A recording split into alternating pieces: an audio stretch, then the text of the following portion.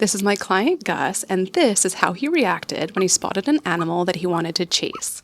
His intense prey drive on walks was causing a lot of frustration for both him and his guardians. If that sounds like your dog and it's something that you desperately want to solve, then this video is for you. Within a week of starting rewards-based training, Gus was already listening when I asked him to leave animals alone. Yes! So you can see that bird flying away.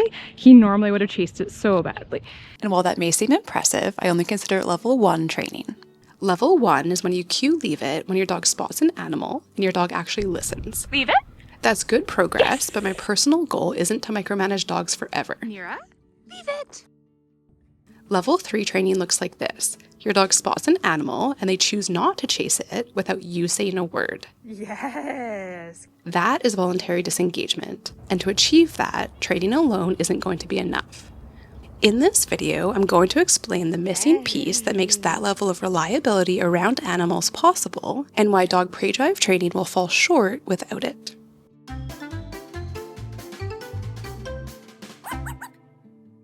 Hi, I'm Stephanie. I'm a professional dog trainer, and I am the author of this book, Stop Chasing, which is a step-by-step guide to solving dog prey drive.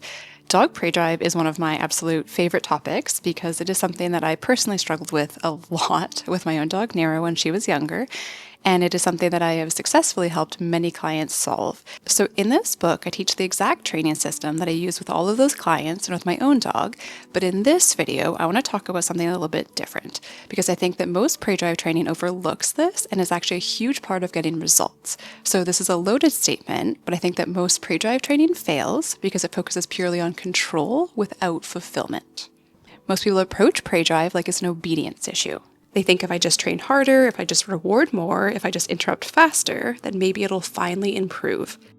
But prey drive isn't a bad behavior, it's an instinct sequence. Search, stalk, chase, grab, kill, dissect, and consume. Our dogs descended from wolves, so this instinct is built into them. Over generations, we selectively bred dogs to amplify different parts of that sequence. Terriers were bred to hunt and kill rodents, sighthounds were bred to hunt fast-moving prey, and herding breeds were bred to move livestock. Different breeds have different parts of that predatory sequence either dialed up or dialed down, but the instinct itself is universal. My own dog, Nira, is a corgi cattle dog, so she's 2 herding breeds combined. Her desire to stalk, chase, and grab animals would make her incredibly useful on a farm, but I live in the heart of the city. Nira's instincts didn't magically disappear due to my lifestyle choices, and I think this is where we run into a lot of problems. Our dogs have these natural instincts that often go unmet in the lives that we bring them into. Nira's prey drive showed up in unwanted ways as a puppy. She chased absolutely anything that moved, she was a complete menace to my cat, and unfortunately, she even killed an animal that she caught. That was a really big turning point for me. I realized 2 things. 1, it wasn't fair to punish her for the instincts that she was literally designed to have, but 2, it also wasn't safe to ignore them. If we never give our dogs safe, structured ways to express those instincts, they don't just disappear, they build. That's why training alone often fails. Control without fulfillment just creates pressure. Think of your dog's prey drive like a battery. If it's never safely drained, then it stays fully charged. At the moment that a squirrel appears, it explodes. It's similar to trying to leash train a dog who hasn't had enough exercise. There's an underlying need that hasn't been met yet, and that makes behavior change much harder. If you want the best results, then meet the need first and then work on the behavior. But prey drive isn't about excess energy. You could walk your dog for 2 hours and still have a fully charged prey drive battery. This isn't about being tired, it's about satisfying a very specific instinct. The good news is this, you can satisfy those instincts safely, and when you do, your training results will improve dramatically. I discovered this about a decade ago when I was working with my own dog's prey drive, and I've since helped many clients see the same shift. If you want something that you can reference after this video, I put together a free guide that outlines this fulfillment piece step by step. You can find that free guide in the video description.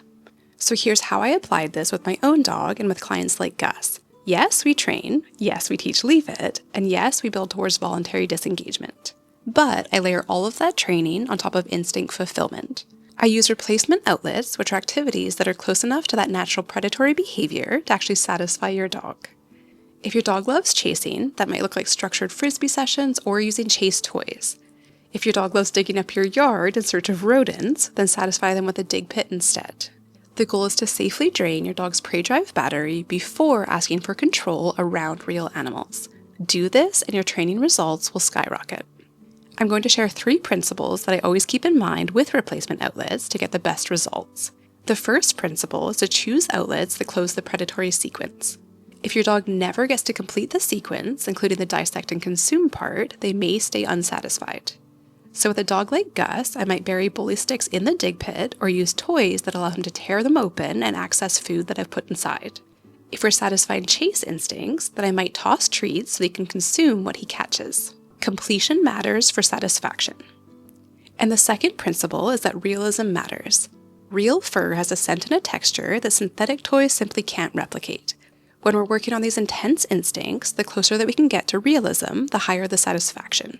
I personally only use toys that's made from fur that's a byproduct of the meat industry and would otherwise be thrown out. I do not support animals being killed for their fur. But in my experience, using real fur toys makes a noticeable difference in results, so I've included some of my favorite ones in that free guide that's linked below. And the third principle, and this one is huge, is that I often use these outlets as functional rewards during training. For positive reinforcement to work, we need to reward our dog with something that they actually want in that moment. If your dog's prey drive is activated by a real animal, then a treat may not be powerful enough as a reward, especially when you first start training. And this is where functional rewards come in. A functional reward is anything that gives your dog what they truly want and need in that moment. For example, if you were practicing recall next to a river on a hot day, then releasing your dog to swim or drink might be far more rewarding than giving them a treat. Accessing the water is the functional reward. With prey drive, the functional reward might be a structured chase game, getting to tug with a fur toy, or a toy that allows them to dissect and consume the treat right out of it. Instead of rewarding disengagement with just treats, I reward with something that satisfies the very instinct that we're working with. I've seen training results skyrocket simply by switching to using a functional reward. With my own dog Nira, that switch alone changed everything. So if you've been feeling frustrated and like you're doing all of the right training, but your dog still loses their mind at squirrels, I get it. You're probably not missing obedience, you're missing fulfillment. And that's exactly what my Stop Chasing program is built around. Once you respect your dog's needs and you layer instinct fulfillment underneath your training, then everything changes. Your dog can go from chasing anything that moves to being able to calmly watch animals while choosing not to pursue them. If you want help applying this, then grab that free resource that shows the exact outlets and the functional rewards that I personally use with dogs like Gus and Nira. It's linked below, or if you prefer, you can comment "Stop Chasing" and I'll send you the link directly. Leave it right here. And if you want my full step-by-step system for stopping animal chasing, including how to combine this instinct fulfillment with structured training and turn that into reliable voluntary disengagement, then I've linked my Stop Chasing guide down below as well. Good girl. To watch how I trained Gus, a beginner and an advanced leave it skill, watch these videos next. Happy training. I'll see you in the next video.